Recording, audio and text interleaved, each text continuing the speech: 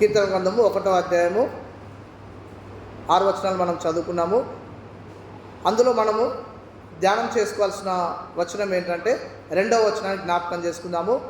యెహోవా ధర్మశాస్త్రమునందు ఆనందించుచు దివారాత్రము దానిని ధ్యానించువాడు ధన్యుడు. యెహోవా ధర్మశాస్త్రమునందు ఆనందించుచు దివారాత్రములు దాన్ని ధ్యానించువాడు ధన్యుడు. దివారాత్రములు అంటే ఉదయము నైట్, అంటే రోజు మొత్తం ధ్యానించుకోవచ్చు. కానీ ఆ సమయం మనకు దొరుకుతుందా అంటే దొరకడం లేదు. కానీ లోకంలో ఉన్న అన్ని పనుల కోసం ఉన్న సమయాన్ని కేటాయిస్తాం, కానీ దేవుని వాక్యాన్ని ధ్యానం చేసుకుందామనే సమయానికి మాత్రం మనము సమయం కేటాయించలేకపోతున్నాం. ఎందుకు అంటే ఉద్యోగస్తులు ఉదయం 9 గంటలకు ఉద్యోగానికి వెళ్తారు, మళ్ళీ ఎప్పుడు వస్తారు? సాయంత్రం 4 గంటలకు 5 గంటల వరకు వస్తారు. అక్కడ స్ట్రెయిన్ అంటే అక్కడ బాగా అలసిపోయినాను, ఇంకా నేను వాక్యం చదువుకోలేను, ప్రార్థన చేసుకోలేను, ఇవన్నీ విషయాలు చెప్తారు. కానీ ఫోన్లో గడపడానికి మరియు ఆ టీవీ చూడడానికి, పేపర్ చదవడానికి, వీటికి మాత్రం సమయం దొరుకుతుంది. కానీ దేవుని వాక్యాన్ని ధ్యానించాలి అనుకున్నప్పుడు మాత్రము నిద్ర వస్తుంది, నాకు కళ్ళ నుండి నీళ్ళు గారుతున్నాయి, నాకు కంటి నుంచి ఇబ్బంది అవుతుంది, ఇవన్నీ సాకులు చెప్తాం మనం. ఎప్పుడు సాకులు చెప్తాము? దేవుని వాక్యాన్ని ధ్యానం చేయాలనుకున్నప్పుడు మాత్రం ఎటువంటి సాకులు వస్తాయి, మిగతా విషయాల్లో రావు. అవసరమైతే సాయంత్రం 7 గంటలకు టీవీ స్టార్ట్ చేస్తే నైట్ 8 గంటలకు అయిపోతుంది, 9:30 10 గంటల వరకు కంటిన్యూగా సీరియల్ చూసుకుంటూ ఉంటాం. కానీ కుటుంబ ప్రార్థన చేసుకోవాలి, కుటుంబం మొత్తం కూలి వాక్యాన్ని ధ్యానించుకోవాలి అన్న ఆలోచన మాత్రం రాదు. ఒకవేళ వచ్చినా ఏమవుతుంది? వెంటనే నిద్ర వస్తుంది, ఆకలి అవుతుంది అని చెప్పేసి తినిపోయి పడుకుంటాం. కానీ వాక్యం ఏం చెప్తుందంటే యెహోవా ధర్మశాస్త్రం నందు ఆనందించుచు దివారాత్రములు దాన్ని ధ్యానించువాడు ధన్యుడు అన్నది. మనకు దివారాత్రులు ధ్యానించలేకపోయినా కానీ కనీసం సమయాన్ని ఉన్నప్పుడు ఆ సమయాన్ని కల్పించుకొని మనం దేవుని వాక్యాన్ని ధ్యానం చేసుకోవాలి. ఈరోజు లేవగానే ఎంతమంది వాక్యం చదువుకున్నారు? 1 2 3 4. క్షమించండి, నేనైతే చదువుకోలేదు. రోజు లేట్గా లేచినా చదువుకోలేదు. కానీ చెప్పే మనమే పాటించకుండా ఉంటే మనం చెప్పే వాళ్ళకి ఏం చెప్తాము? సో అందుకనే ఇప్పటి నుంచి అయినా ఖచ్చితంగా మనం ఏం చేయాలంటే దేవుని వాక్యాన్ని ధ్యానించాలి. అయితే ఈ యొక్క దావీదు కీర్తనను తీసుకుంటే ఈ యొక్క కీర్తనలు 70 కీర్తనలు ఎవరు రాశారంటే దావీదు మహారాజా రాసిండు. మిగతావి ఎవరో రాసిండంటే ఆసాపు 12 కీర్తనలు రాసిండు, సొలొమోన్ మహారాజు 2 కీర్తనలు రాసిండు, మోషే ఏతాను 1 కీర్తనలు, తర్వాత కోరహు కుమారులు 11 కీర్తనలు రాసిండు. మిగతా 50 కీర్తనలు మొత్తం ఎవరు రాశారంటే వివిధ రకాల వాళ్ళు రాయడం జరిగింది. అంటే మొత్తం 150 కీర్తనలు. అందుకనే ఏమైనా ఇంతసేపు అంటే దావీదు కీర్తన అని ఎందుకంటామంటే దావీదు మహారాజా ఎక్కువ రాసింది ఈ కీర్తనలు, కాబట్టి మనము దావీదు కీర్తన అని చెప్పేసి అని అంటున్నాం. అయితే ఈ యెహోవా ధర్మశాస్త్రమందు ఆనందించుచు దివారాత్రము దాన్ని ధ్యానించువాడు ధన్యుడు అన్నవారు. ఒకవేళ యెహోవా ధర్మశాస్త్రాన్ని దివారాత్రములు ధ్యానిస్తే మనకు ఎటువంటి మేలు కలుగుతుంది? ఎటువంటి మేలు కలిగితే మనం వాక్యాన్ని ధ్యానిస్తాం? ఇప్పుడు మన జీవితాల్లో ఏదన్నా మేలు జరిగినప్పుడే మనకు దేవుడు గుర్తొస్తాడు. ఆ మేలు కనుక జరగకపోయేసరికి వెంటనే ఏం చేస్తాం? దేవుని మర్చిపోతాము. దేవుడు నాకేం చేసిండయా, నాకేం మేలు చేసిండా, నేను దేవుని నమ్ముకోవాలి అనే వాళ్ళు కూడా చాలామంది ఉన్నారు. కానీ వాక్యం ఏం చెప్తుంది? నా వాక్యాన్ని ధ్యానించు. ఇప్పుడు ఈ లోకంలో ఉన్నాయి కాబట్టి ముందు ఆయనను అనుసరించాలి, ఆయన త్రోవలు నడవాలి. ఆయన త్రోవలు నడిచి ఆయన అనుసరిస్తేనే ఆ తర్వాత మనకు అవన్నీ దొరుకుతాయి. కానీ అవేమి దేవుని త్రోవలు నడవను, దేవుని వాక్యంలో ఎదగను, కానీ నాకు మాత్రము అన్నీ కావాలి అంటే దేవుడు ఇవ్వడు. అందుకని మొట్టమొదటి ఏం చేయాలంటే మనము దేవుని ధర్మశాస్త్రాన్ని ఆనందిస్తూ ఆయనలో మనము గడపడానికి ప్రయత్నం చేయాలి.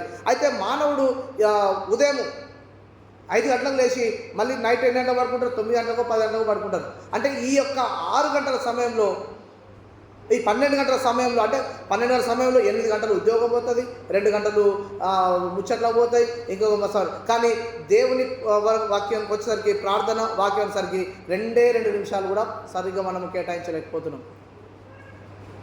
ఒక ఉదాహరణ ఒకటి ఉంది.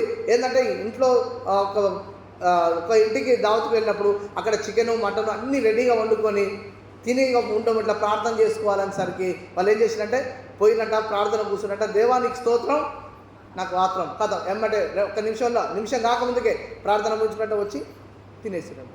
అంటే మనం ఏం చేస్తున్నామంటే మన ఈ రోజువారీ కార్యక్రమాల్లో అన్నిటికీ సమయం కేటాయిస్తున్నాం, కానీ దేవుని వాక్యాన్ని చదవడానికి మాత్రము మనము సమయాన్ని కేటాయించలేకపోతున్నాము. ఎందుకు అంటే అది ఒకసారి మనమే ప్రశ్న చేసుకోవాలి.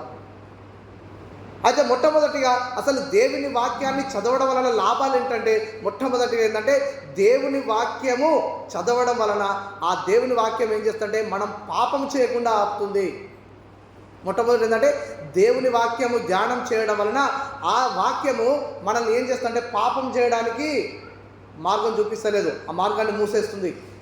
ఇప్పుడు మన మనసులోకి ఏదో చెడు ఆలోచన, చెడు తలంపులు వచ్చినాయి. ఆ ఆలోచనను మనం నెరవేర్చాలన్న సమయం రాగానే వెంబటే మన శరీరం, మనలో ఉన్న ఆత్మ ఏమంటే దాన్ని ఏం చేస్తుంది, గద్దిస్తుంది. అంటే నువ్వు ప్రతిరోజు వాక్యం చదువుతున్నావు, ప్రతిరోజు ప్రార్థన చేస్తున్నావు, ఈ పని చేయడానికి నీకు మనసు ఎలా ఒప్పుతుంది, అసలు ఈ పని నువ్వు చేయాలని ఎలా ఆలోచిస్తున్నావు అని మన మనసు ఏం చేస్తుందంటే గద్దిస్తుంది. అంటే పాపం చేయకుండా ఈ యొక్క వాక్యం అనేది ఏం చేస్తుందంటే మనల్ని ఆపుతుంది. అందుకనే మన దావీదు మహారాజు కీర్తన గ్రంథంలో రాసినటువంటి కీర్తనలు 119:11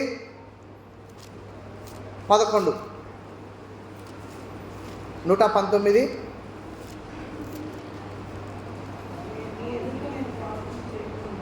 119:8 చదువు.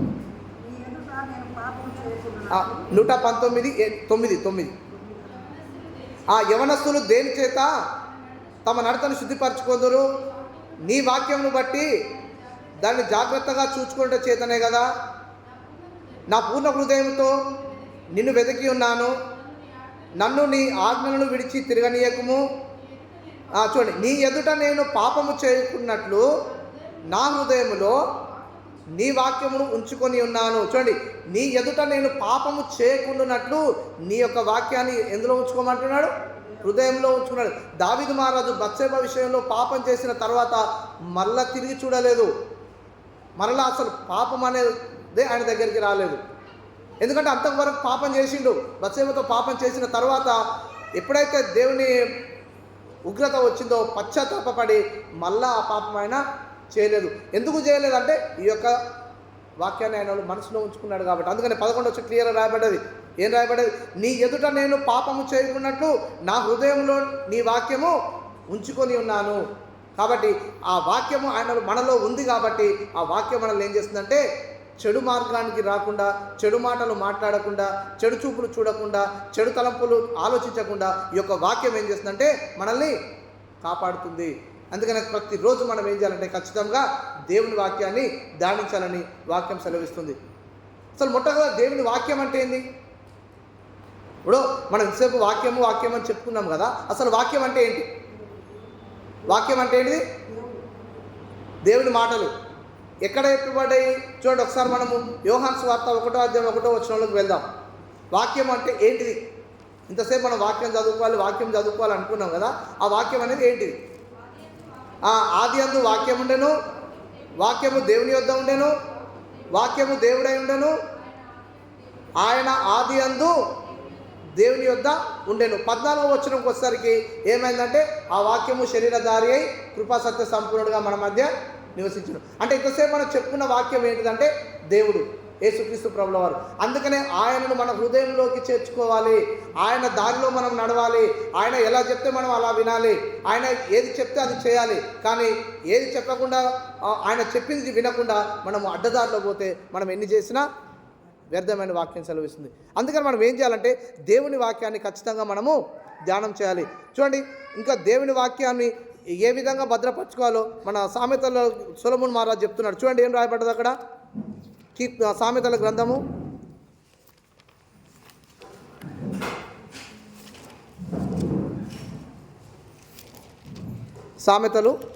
2వ అధ్యాయము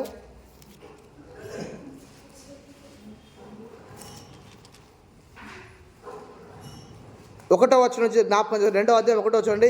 నా కుమారుడా, నీవు నా మాటలను అంగీకరించి నా ఆజ్ఞలను నీ యొద్ద దాచుకుని ఎడల, జ్ఞానమునకు నీ చెవియొగ్గి హృదయపూర్వకంగా వివేచన అభ్యసించిన ఎడల, తెలివికై మొనపెట్టిన ఎడల, వివేచనకై మనవి చేసిన ఎడల, వెండిని వెతికినట్లు దాన్ని వెతికిన ఎడల, దాచబడిన ధనమును వెతికినట్లు దాన్ని వెతికిన ఎడల, యెహోవా యందు భయభక్తులు కలిగి ఉంటే ఎట్టిదో నీవు గ్రహించదవు, దేవుని గూర్చిన విజ్ఞానము నీకు లభించును.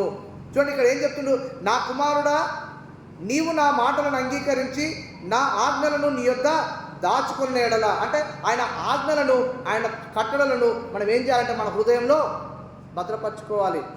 ఆ తర్వాత 3వ అధ్యాయంలో ఇంకా క్లియర్గా చెప్తున్నాడు, మూడో అధ్యాయం 1వ వచనం చూడండి. నా కుమారుడా, నా ఉపదేశమును మరువకము, నా ఆజ్ఞలను హృదయపూర్వకముగా గైకొనుము. ఇంకేం చెప్తుడు? ఆయన ఉపదేశాన్ని మరవకూడదు, ఆయన ఆజ్ఞలను హృదయపూర్వకంగా గైకొనాలి. ఒకవేళ అవి గైకొంటే ఏమైందంటే మనము దీర్ఘాయుష్షు పొందుతాము. అందుకని యెహోవా యందు భయభక్తులు కలిగినవాడు దీర్ఘాయుష్మంతుడు అవునుంది. మరి ఇప్పుడు ఉన్న వాళ్ళు దీర్ఘాయుష్మంతుడుగా ఎందుకు లేరు అంటే, ఆ కాలంలో ఒకరొకరు ఎన్ని సంవత్సరాలు? 900 సంవత్సరాలు, 939, 969 సంవత్సరాలు బతికిరు. కానీ చివరికి రాను ఏమైంది? మానవ యొక్క జీవన విధానం ఎంతైంది? 70 సంవత్సరాలు. అప్పుడు అంటే 70 సంవత్సరాలు అంటే ఎప్పటి వరకు? మన కాలం కాదు, మన తాత ముత్తాతల కాలం. మన కాలం వచ్చేసరికి అది ఏమైంది? ఈరోజు రేపు అన్నట్లు ఉంది. ఆ కాలంలో ఉన్న వాళ్ళకు అందరికి ఎవరిని చూసినా 11 మంది, 12 మంది, అవసరమైతే 20 మంది వాళ్ళ కన్న వాళ్ళు కూడా ఉన్నారు. కానీ నేటి కాలంలోకి వచ్చేసరికి 2 లేదా 3, ఒక్కరు కూడా అవసరం లేదన్న స్థితికి వచ్చింది. ఎందుకు అంటే దేవుని ఎందుకు భయభక్తులు కలిగి ఉండలేదు. అక్కడ ఉన్న వాళ్ళంతా దేవుని ఎందుకు భయభక్తులు కలిగి ఉన్నవారు ఎన్ని సంవత్సరాలు? 1000 సంవత్సరాలు దరిదాపు జీవించారు. ఆ మోషే కాలానికి వచ్చేసరికి ఏమైంది? 120 సంవత్సరాలు అయింది. ఆ 120 సంవత్సరాలు అయిన తర్వాత మరలా ఇంకా రాను చివరికి ఏమైందంటే 80 సంవత్సరాలు అన్నాడు. అందుకనే దావీదు కీర్తన అంటాడు, మానవుని ఆయుష్ 70 సంవత్సరములు, అధిక బలమున్న ఎడల 80 సంవత్సరాలు. అయినను ఆ 10 సంవత్సరాలు మనం ఏం చేస్తామంటే ఆయాసము, దుఃఖము వాటితోనే గడపాల్సి వస్తుంది. మరి ఇప్పుడు అలా ఉంది. మరి ఇప్పుడు ఎలా ఉంది? ఇప్పుడు ఈ ప్రజెంట్గా ఈ పరిస్థితులు చూస్తే గర్భము దాల్చింది మొదలుకొని డెలివరీ అయ్యేంత వరకు చనిపోతాడా బ్రతుకుతాడా కూడా గ్యారెంటీ లేదు. ప్రతిసారి 1వ నెల, 2వ నెల, 3వ 9 నెలల వరకు హాస్పిటల్ తీసుకుపోవడము, స్కానింగ్ చేయించడము, ఆ లోపల సరిగా బాబు ఎదుగుతున్నాడా, పాప ఎదుగుతుందా, ఇవన్నీ చేయడం. ఎందుకు అంటే మానవుని జన్మ మీద ఆయుష్ లేకుండా పోయింది. ఎందుకు? మనం చేస్తున్న పనులు. దేనికి అంటే దేవుని వాక్యాన్ని చదవకుండా, దేవునికి సమయం ఇవ్వకుండా మనం ఏవైతే చేస్తున్నామో ఆ పనులే మనల్ని ఏం చేస్తున్నాయంటే ఇంత చనిపోయే స్థితికి తీసుకొని వస్తున్నాయి. ఇప్పుడు ఉన్న వ్యక్తి పుట్టిన తర్వాత వాడు బ్రతుకుతాడా చనిపోతాడా తెలియదు. ఇంట్లో నుంచి బయటికి వెళ్ళిన వ్యక్తి మళ్ళీ ఇంటికి వస్తాడా రాడా కూడా తెలియదు. అంటే అటువంటి భయంకరమైన స్థితిలో ఉన్నాం. కానీ వాక్యం ఏం చెప్తుందంటే దేవుని వాక్యము మనము పాపం చేయకుండా ఆపుతుంది. కాబట్టి ఆ వాక్యాన్ని మనం ఖచ్చితంగా ఏం చేయాలి? ధ్యానం చేయాలి. ధ్యానం చేస్తేనే మనం ఏం చేస్తామంటే ఈ యొక్క భూమి మీద సుఖంగా జీవించే సంవత్సరాలు మనకు అధికమవుతాయని వాక్యం సెలవిస్తుంది. ఆ తర్వాత రెండవది, దేవుని వాక్యం చదవడం వలన ఉపయోగాలు ఏంటంటే, దేవుని వాక్యము చదవడం వలన మానవుని యొక్క ప్రవర్తనను సరిచేస్తుంది. ఏం సరిచేస్తుంది? ప్రవర్తన అంటే నడత. అందుకే ఇప్పుడు ఇప్పటిదాకా మనం చదువుకున్నాము దావీదు కీర్తన 119వ అధ్యాయము 9వ వచనంలో, యవనస్తులు దేని చేత తమ నడతను శుద్ధిపరచుకుందరు, నీ వాక్యమును బట్టి దాన్ని జాగ్రత్తగా చూసుకుంటే చేతనే కదా. ఎప్పుడైతే దేవుని వాక్యంలో ఇప్పుడు యవనస్తుడు ఉన్నాడు, యవనస్తుడు ఒక సరి అయిన దారిలో నడవాలంటే ఖచ్చితంగా ఏం చేయాలి? దేవుని వాక్యాన్ని ధ్యానం చేయాలి. అందుకని ప్రసంగి గ్రంథంలో 12వ అధ్యాయం చెప్తాడు, ఏమని చెప్తారు? నీవు తినుము, త్రాగుము, సుఖించుము, సంతోషించుము అని చెప్తుంది. నీ హృదయాన్ని సంతుష్టిగా ఉండనివ్వమంటుంది. కానీ చివరికి ఏం చెప్తుంది? కానీ అన్న దగ్గర ఒక మాట ఉంది. ఏముంది? వీటన్నిటినీ రేపటి నాడు దేవుడు ఏం చేస్తాడంట? తీర్పు దినంలోనికి తీసుకొస్తాడు. కాబట్టి మనము యవన కాలంలో జీవించినప్పుడు ఎంతవరకు ఉండాలో అంతవరకే ఉండాలి. వాక్యం ఏం చెప్తుందంటే వాక్యము, నీవు నడతను శుద్ధి చేసుకోవాలంటే, నీ యొక్క ప్రవర్తన శుద్ధి చేసుకోవాలంటే నీవు ఖచ్చితంగా ఏం చేయాలి? దేవుని వాక్యాన్ని ధ్యానం చేసుకోవాలి. మరొకసారి ఆ విషయం చదువుకుందాం చూడండి. 119:9.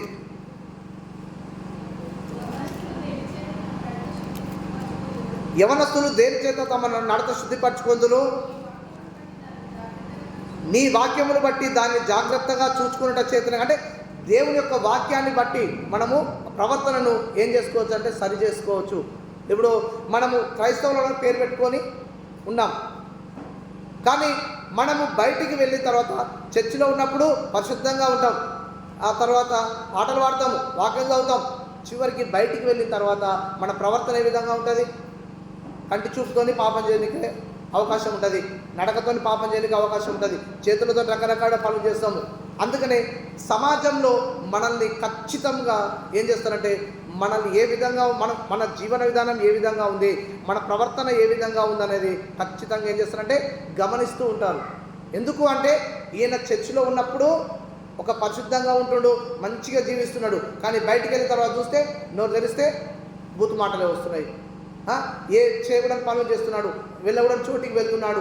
అంటే మన ప్రవర్తన ద్వారా కూడా ఒక వ్యక్తిని యేసుక్రీస్తులోనికి నడిపించవచ్చు. ఎలా అంటే మనం చర్చిలో ఏ విధంగా ఉన్నామో, ఇంట్లో ఏ విధంగా ఉన్నామో, మనం సమాజంలో కూడా అదే విధంగా ఉండాలి. నేను ఇంట్లోనేమో మంచిగా ఉంటా, చర్చిలో మంచిగా ఉంటా, కానీ బయటికి వెళ్ళాక సమాజంలో ఉంటే అందరు ఫ్రెండ్స్తో కలిసి తిని తాగి తిరుగుతా అంటే అది ఎప్పటికీ క్షమించడానికి. నేను బిఎడ్లో ఉన్నప్పుడు 2009 ఏమైందంటే ఫ్రెండ్స్ అందరూ కలిసి సినిమా పోదాం అన్నారు. నేను నాకు సినిమా అలవాట్లేదు బాబు, నేను రాను అని చెప్పేసి అన్నా. అంటే బలవంతం చేసారు, కానీ నాకు పోవద్దని తెలుసు, కానీ సరేలే అని చెప్పేసి అని వాళ్ళకు దాన్ని అగ్రి అయినా. సినిమాకు పోయినా సాయంత్రం పూట 5 గంటలకు బయటికి వెళ్తుంటే నేను ఎవరైతే నన్ను చూడకూడదు అనుకున్నారో వాళ్ళందరూ నన్ను చూసి, అప్పుడు నాకు అనిపించింది, ప్రభు నేను ఎంత తప్పు చేసినా జీవితంలో ఇంకొకసారి నాకు ఇటువంటి సిచ్యువేషన్ రాకుండా చేయి ప్రభు అని ప్రార్థన చేసుకున్నాను. ఎందుకంటే శనివారం రాగానే సాయంత్రం మైక్ ఆన్ చేయడము, రావడం, యూత్ మీటింగ్లో ఉండడము, పాటలు పాడడం, వాక్యం చెప్పడం, ఇవన్నీ చేసి చివరికి చూస్తాడా థియేటర్లో కనిపించింది. అప్పుడు వాళ్ళు ఏమనుకుంటారు, అరే సొలొమోన్ రాజు చర్చిలో వాక్యం చెప్తుండు, మాతో పాటు మంచిగా ఉంటుండు, ఇదేంది మళ్ళీ వచ్చి సినిమా థియేటర్కి వెళ్ళి సినిమాలు చూస్తుండేదని. అప్పుడు అనుకున్న, ప్రభువా నేను ఇంకొకసారి జీవితంలో తప్పు చేయను, వెళ్ళను అని చెప్పేసి అని గట్టిగా నిర్ణయం తీసుకున్నా. ఆ తర్వాత మా ఫ్రెండ్స్ అంతా హైదరాబాద్ పోయినప్పుడు కూడా అన్నారు, అరే మేము అంతా పోతున్నాను, ఒక్కరిని రూమ్లో ఉండాల్సి వస్తుంది రారంటే, మీరు నేను రూములైనా ఉంటా, ఎక్కడైనా పోతా, కానీ నేను మాత్రం థియేటర్కి రాను, మీ ఇష్టం అని చెప్పిన. ఎందుకంటే ఒక్కసారి తప్పు చేసినాం, మరలా తప్పు చేసేది ఆ తప్పు క్షమించబడదు. అందుకనే నాకు ఇప్పటికీ గుర్తు, నేను ఎక్కడ పోయినా ఏదైనా విషయం చెప్పినప్పుడు ఖచ్చితంగా ఈ మాట చెప్తాను. ఎందుకంటే చేసిన తప్పును దేవుడి సన్నిధిలో ఒప్పుకోవాలి. అతిక్రమణలు దాచిపెట్టేవాడు వర్ధిలడు, వాటిని ఒప్పుకొని విడిచిపెట్టేవాడు కనికరం పొందుడు. అందుకనే ఆ ప్రవర్తన ఆ రోజుతోనే వదిలేసిన, ప్రభువా నేను ఇంకొకసారి ఈ విషయంలో నేను తప్పటడుగు వేయను అని. కదా అప్పటి నుంచి ఇప్పటి వరకు ఎవరన్నా ప్రేరేపించినా కానీ నన్ను చూస్తారు, వీటికి అలవాటు కాబట్టి వీటికి రాడు అని చెప్పేసి అంటారు. చివరికి ఇంట్లో కూడా జోక్ అంటారు, తమ్ముడు కానీ వాళ్ళు వచ్చినప్పుడు బాగా సినిమా పోదాం అంటే, ఇంకొకసారి మాట మాట్లాడితే దెబ్బలు పడతాయని చెప్పేసి అంటే, నీకు తెలిసి నా సంగతి తెలిసి కూడా మేము జోక్ చేస్తున్నాం అంటే నా విషయంలో జోక్ కూడా వేయొద్దు అని చెప్తాను. ఎందుకంటే ఈ విషయంలో నన్ను కరాఖండిగా ఉంటా అని చెప్పేసి అని వాళ్ళతో చెప్తాను. ఎందుకు అంటే ఇక్కడ మనం దేవుని సన్నిధిలో పరిశుద్ధంగా ఉండి మళ్ళీ బయటికి వెళ్ళాక అది చేసిన తర్వాత ఏమంటారు, అరే ఏమైనా అందరిలాగానే ఈయన కూడా పేరుకు మాత్రమే క్రైస్తవుడు, కానీ ఈయన చేసే క్రియలు మొత్తము సాతాను క్రియలు అంటారు. అందుకనే మనము నోరు తెరిస్తే మన జీవితంలో కానీ మన నోట్లో కానీ ఎట్లుందంటే దేవుని మాట ఉండాలి. అందుకని ఒక పాట ఉంది, యేసు నందు సగం మరి వేరు కాని సగం, అంటే లోకం నందు సగం, మన జీవితం అంతా సగం సగం. దేవుని పాటలు సగం పాడతాం, సినిమా పాటలు సగం పాడతాం. మన ఇంకేం చేస్తాము, ప్రార్థన సగం చేస్తాము, బయట పోగిరి మాటలు సగం చేస్తాం. అంటే ఇవన్నీ సగం చేస్తున్నాం. కానీ దేవుడు ఏమంటుందంటే మన నడతను మన పడకను శుద్ధి కావాలంటే మనం ఖచ్చితంగా ఏం చేయాలి, దేవుని వాక్యాన్ని మనము ధ్యానం చేయాలి. చూడండి, కీర్తనలు 119, 101 వచనం. 119, 101. నేను నీ వాక్యమును అనుసరించినట్లు. ఇంకేమంటున్నాడు దావీదు మహారాజు, ఏం చెప్తున్నాడంటే దుష్టుల మార్గములన్నింటిలో నుండి నా పాదములను తొలగించుకొనుచున్నాను. అంటే నీ వాక్యమును అనుసరించినట్లు, అంటే దేవుని వాక్యాన్ని అనుసరిస్తే దుష్టుల మార్గంలో నుండి మన పాదాలను మనమే తప్పించుకోగలుగుతాం. లేదు దుష్టుల మార్గంలోకి నడవాలి అంటే మనం ఇదంతా వదిలేయాల్సి వస్తుంది.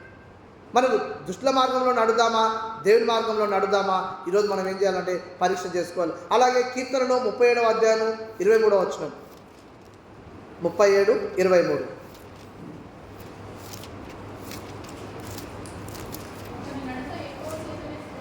ఒకరి నడత యెహోవా చేతనే స్థిరపరచబడును, వాని ప్రవర్తన చూసి ఆయన ఆనందించును. అంటే మన ప్రవర్తన చూసి ఆయన ఏం చేస్తారంటే ఆనందిస్తారంట.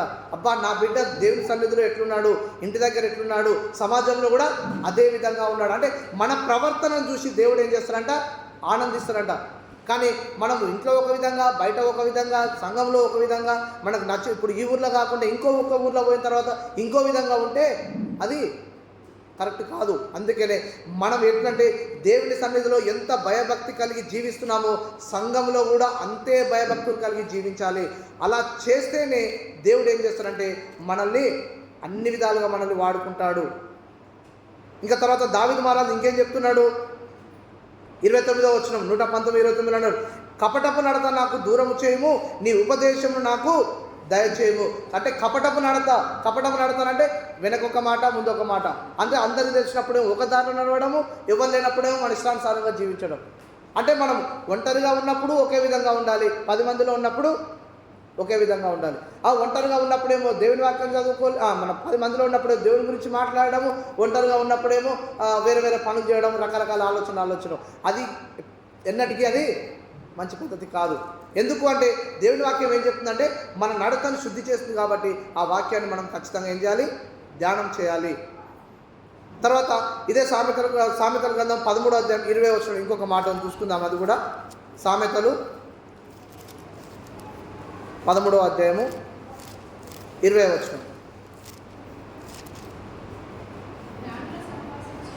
జ్ఞానుల సహవాసం చేయువాడు జ్ఞానం గలవాడవును, మూర్ఖుల సహవాసం చేయువాడు చెడిపోవును. అంటే ఇక్కడ చూడండి, మనము జ్ఞానం గలవారితో సహవాసం చేస్తే ఏమవుతామంటే జ్ఞానం గలవారితో అవుతాం. ఒకవేళ ఉదాహరణకు ఎవరన్నా తాగుబోతున్నారు, తాగుబోతులు మటుపోయినప్పుడు మనల్ని ఏమంటారు, తాగుబోతులు అంటారు. అరే లేదురా బాబు, నేను నాకు అలవాటే లేదంటే నువ్వు అనెమ్మటి పోతున్నావు అంటే 90% తప్పు చేస్తున్నట్టే లెక్క అంటారు. ఇప్పుడు ఉదయం చేస్తాము, మనము థమ్స్అప్ తీసుకొని మనము పోయి ఈత చెట్టు కింద కానీ తాటి చెట్టు కింద కూర్చొని తాగుతుంటారు. నన్ను నమ్ముతారా? ఏమంటారు, నువ్వు కళ్ళే తాగుతున్నావు అంటారు, కానీ నేను థమ్స్అప్ తాగుతున్నా ఎత్తి చూపిన వాళ్ళు నమ్మరు.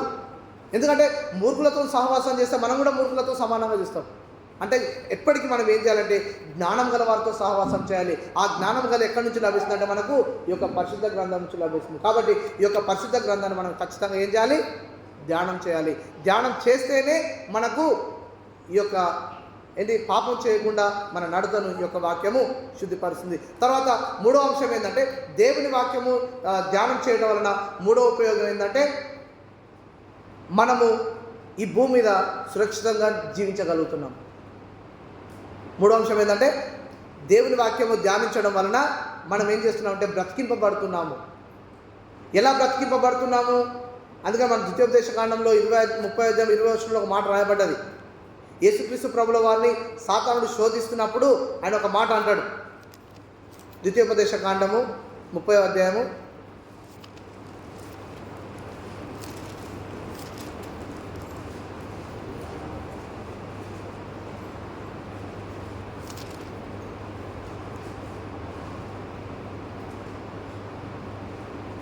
20వ వచనం 19వ వచనం. నేడు జీవమును మరణమును ఆశీర్వాదమును శాపమును నీ ఎదుట ఉంచి భూమి ఆకాశములను మీ మీద సాక్షులుగా ఉంచుచున్నాను. అంటే ఎందుకు సాక్షులుగా వస్తున్నాము అంటే మనం బ్రతకాలి. భూమి మీద బ్రతకాలంటే మనం ఏం చేయాలి? జీవాన్ని కోరుకుంటావా, మరణాన్ని కోరుకుంటావా, ఆశీర్వాదం కోరుకుంటావా, తర్వాత శాపాన్ని కోరుకుంటావా? అంటే దేవుడు అన్నీ మన ముందో పెట్టి ఉన్నాడు. మనం ఏది కోరుకుంటున్నామో ఒకసారి మనము పరిశీలన చేసుకోవాలి. అందుకని ఇంకో విషయం తెలుసుకోవాలంటే మనం ఇదే ద్వితీయోపదేశ కాండము 8వ అధ్యాయం 3వ వచనంలో మాట చూడండి. 8వ అధ్యాయము 3వ వచనం. ద్వితీయోపదేశ కాండము 8వ అధ్యాయము. ఆహారము వలననే కాక యెహోవా సెలవిచ్చిన మాట వలన నరులు బ్రతుకుదురని నీకు తెలియజేయుటకు ఆయన నిన్ను అణిచి నీకు ఆకలి కలగజేసి నీవే కానీ నీ పితరులే కానీ ఎన్నడరు కానీ మన్నాతో నిన్ను పోషించెను. అంటే అక్కడ ఉన్న ఇశ్రాయేలు ప్రజలకు ఆకలికి తెలియకుండా ఆయన ఏం చేసినట్టే ప్రతిరోజు ఏం చేసినట్టే మన్నాను కురిపించిండు. అందుకని యేసుక్రీస్తు ప్రభుల వారిని సాతానుడు శోధించడానికి వచ్చినప్పుడు ఆయన ఏమంటే నువ్వు దేవుని కుమారుడు కదా, ఈ యొక్క రాళ్ళను రొట్టెలుగా మార్చుకొని తినప్పుడు దేవుడు ఏమంటాడు, మనుషుడు ఆహారం వలన మాత్రమే కాదు దేని నుంచి దేవుని నోటి నుంచి వచ్చి ప్రతి మాట వలన జీవించునని చెప్తాడు. అప్పుడు సాతానుడు ఏం చేస్తాడంటే ఆ మాటగా దూరంగా వెళ్ళిపోతాడు. అంటే మనము ఆహారం వలనే కాదు, ఇప్పుడు ఆహారం లేకుండా బ్రతికిన వాళ్ళు చాలామంది ఉన్నారు. ఒక రోజు మొత్తం అన్నం లేకుండా బ్రతకవచ్చు, ఓ వారం రోజుల వరకు అన్నం లేకుండా ఓన్లీ వాటర్ తాగి కూడా బ్రతకవచ్చు. ఎలా బ్రతుకుతున్నామంటే దేవుడిచ్చే నోటి మాట ద్వారా మనం ఏం చేస్తున్నామంటే బ్రతుకుతున్నాము. అందుకని దావీదు మహారాజు రాసిన కీర్తనలో 9 సార్లు నన్ను బ్రతికింపుము అని చెప్పేసి అని రాయబడ్డాడు. చూడండి ఆ వచనాలు చూసుకుందాం ఒకటి. 119వ అధ్యాయము 25వ వచనం. నా ప్రాణము మంటిని అత్తుకొనిచున్నది, నీ వాక్ చేత నన్ను బ్రతికింపుము. తర్వాత 37వ వచనం. వ్యర్థమైన వాటిని చూడకుండా నా కన్నులు త్రిప్పివేయము, నీ మార్గంలో నడుచుకున్నట్లు నన్ను బ్రతికింపుము. తర్వాత 40వ వచనం, నీ ఉపదేశములు నాకు అధిక ప్రియములు, నీతిని బట్టి నన్ను బ్రతికింపుము. 88వ వచనం,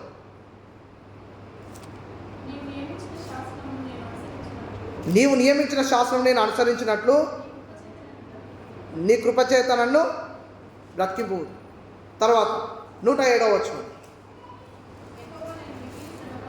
యెహోవా నేను మిక్కిలి శ్రమపడుచున్నాను, నీ మాట చొప్పున నన్ను బ్రతికింపుము. 149వ వచనం, నీ కృపను బట్టి నా మొర ఆలకించుము. యెహోవా నీ వాక్యములను బట్టి నన్ను బ్రతికింపు. తర్వాత 156వ వచనం, యెహోవా నీ కనికరములు మితిలేనివి, నీ న్యాయవిధులను బట్టి నన్ను బ్రతికింపుము. తర్వాత 159వ వచనం, యెహోవా చిత్తగించుము, నీ ఉపదేశము నాకెంతో ప్రీతికరములు, నీ కృప చొప్పున నన్ను బ్రతికి. అంటే ప్రతిసారి నీ కట్టడను శాసనము నీ కృప అంటే దేవుని యందు భయభక్తులు కలిగి ఉంటే ఖచ్చితంగా మనము బ్రతుకుతాము. అందుకనే మనము మనుషుడు ఆహారం వలనే కాదు, దేవుని నోటి నుంచి వచ్చు ప్రతి మాట వలన జీవించనని వాక్యం సెలవిస్తుంది. కాబట్టి మనం ఏం చేయాలంటే, దేవుని మాట వలన జీవించాలంటే మనం ఖచ్చితంగా ఏం చేయాలి? ఆయన యొక్క వాక్యాన్ని మనము ధ్యానం చేసుకోవాలి. తర్వాత 4వ అంశం ఏంటంటే, దేవుని వాక్యము చదవడం ద్వారా ఆ వాక్యము మనల్ని ఏం చేస్తుందంటే స్థిరత్వాన్ని కలుగజేస్తుంది. దేవుని వాక్యాన్ని ధ్యానం చేయడం వలన మనకేం కలుగజేస్తుందంటే స్థిరపరుస్తుంది, మనల్ని ఒక చోట స్థిరపరుస్తుంది.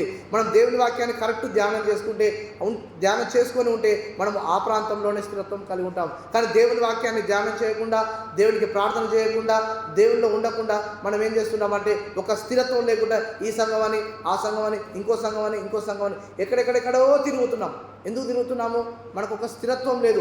ఎందుకు స్థిరత్వం లేదంటే ఎప్పుడైతే మనం వాక్యం ధ్యానం చేస్తలేమో ఆ స్థిరత్వం అనేది మనలో లేకుండా పోతుంది. మనం ఎప్పుడైతే వాక్యాన్ని ధ్యానం చేస్తామో ఆ వాక్యమే మనల్ని ఏం చేస్తుందంటే స్థిరత్వాన్ని కలుగజేస్తుంది. ఆ స్థిరత్వాన్ని కలుగజేసి మనల్ని ఏం చేస్తుందంటే ఒక ఉన్నతమైన స్థానంలోకి తీసుకెళ్తుంది.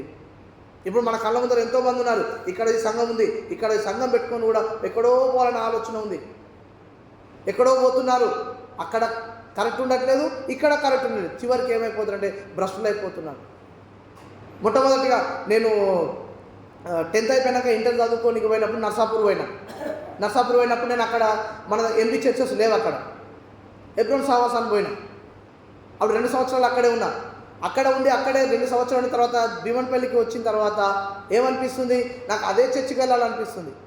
ఎందుకంటే ఇన్ని సంవత్సరాలు 2 సంవత్సరాలు అదే సహవాసంలో ఉన్నా, కానీ అక్కడే వెళ్ళాలనిపించింది. తర్వాత ప్రార్థన చేసుకొని బాగా ఆలోచించినాక అప్పుడు అనిపించింది, ఎందుకు నువ్వు పుట్టి పెరిగిన సంఘం ఉన్న తర్వాత నువ్వెందుకు మళ్ళీ బయటికి వెళ్ళాలని ప్రయత్నం తీసుకున్నావు? అంటే ఒక స్థిరత్వం లేదా నీకు అని మనసులో అనుకున్న తర్వాత అప్పుడు అనిపించింది, ఉంటే నేను ఈ సంఘంలోనే ఉండాలి, సంఘంలోనే స్థిరత్వం కలిగి ఉండాలి.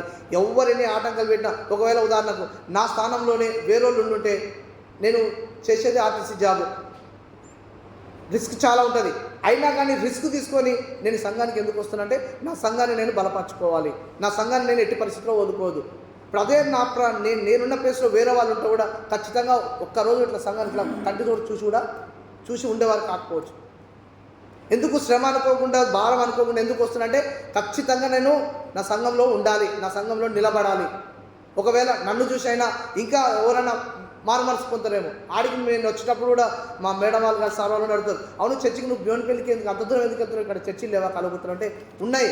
కానీ నేను ఏ సంఘంలో అయితే బలపడ్డానో ఆ సంఘాన్ని బలపరచుకోవాలి, ఆ సంఘాన్ని ఇంకా బలపరచుకొని ఇంకా ఎక్కువ ఉన్నతమైన స్థితికి తీసుకొని రావాలనే ఆలోచనతోనే వెళ్తున్నా. ఇది దేవుడు నాకు నిర్ణయించిండు, అందుకే నేను ఇక్కడ వస్తున్నా అని చెప్తే ఇంకా వాళ్ళు మరలా అడగడం లేదు. ఎందుకు అంటే మనం ఏ సంఘంలో అయితే స్థిరంగా ఉంటున్నామో ఆ సంఘంలో స్థిరత్వం కలిగి ఉండాలి. ఆ సంఘంలో స్థిరత్వం కలిగి ఉండకుండా మన ఇష్టానుసారంగా పోతే ఏమవుతుంది? మనం ఎక్కడ గొరవకుండా పోతాం. ఇప్పుడు అమెరికా పోయిన వాళ్ళు ఉన్నారు, అక్కడ చనిపోతే కూడా తిరిగి ఇక్కడికి ఎందుకు తీసుకొస్తున్నారు?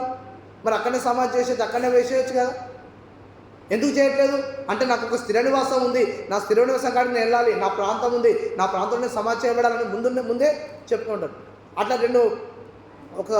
పోయిన సంవత్సరం 2 సంవత్సరాలతో ఒక సహోదరుడు అట్లే ఆయన బాలకోట పాస్టర్ మన దగ్గరకు పోయిండు. ఆయన ఏమన్నాడంటే అక్కడ ఆస్తులు అమ్ముకొని వచ్చి ఇక్కడ సంఘాన్ని కట్టుకొని కలుగుతులు బలంగా సంఘం ఏర్పాటు చేసుకొని ఉన్నాడు. ఉన్న తర్వాత ఆయన అనుకోకుండా బాప్తిసం ఇస్తూ ఏమైందంటే కాళ్ళకు వల చుట్టుకొని నీళ్ళలో మునిగి చనిపోయాడు. అంతకుముందు ఏమనంటే ఒకవేళ నేను ఎప్పుడు చనిపోయినా నన్ను మాత్రం అక్కడ తీసుకెళ్ళకండి, కలుగుతులోనే సమాధి చేయండి అని చెప్పింది. వాళ్ళు వచ్చిన తర్వాత వాళ్ళ బంధువులు అందరూ ఇదే మాట అన్నారు, నేను ఎక్కడ సమాధి చేయాలి వాళ్ళ కొడుకుని అడిగితే ఆ కొడుకు అప్పటికి తండ్రిని కాపాడడానికి లోపలికి వెళ్ళి వాటర్ మింగేసి ఆయన లంగ్స్లో కూడా వాటర్ పోయింది, ఆయన చనిపోయే పరిస్థితికి వచ్చిండు. కానీ ఆ అబ్బాయికి కొంచెం క్యూర్ అయినాక అడిగితే లేదు మా నాన్న ఏమన్నాడు, కలువకుర్తిలోనే సమాధి చేయండి అని కలువకుర్తిని సమాధి చేశాడు. అంటే స్థిరత్వం, నీవు ఎక్కడైతే ఏ సంఘంలో అయితే స్థిర నివాసం ఏర్పాటు చేసుకున్నావో ఆ సంఘాన్ని ఎట్టి పరిస్థితుల్లో వదిలి వెళ్ళకూడదు. నీ స్థిరం నువ్వు చచ్చేంత వరకు నువ్వు అక్కడే ఉండాలి. ఎందుకంటే నీకు దేవుడు ఏర్పరిచిన స్థలం ఇది. కాబట్టి ఈ స్థలంలోనే మనం ఏం చేయాలంటే ఖచ్చితంగా మన స్థిర నివాసాన్ని ఏర్పాటు చేసుకోవచ్చు. చూడండి 119వ కీర్తన 28వ వచనము, 119:28. ఆ వ్యసనము వలన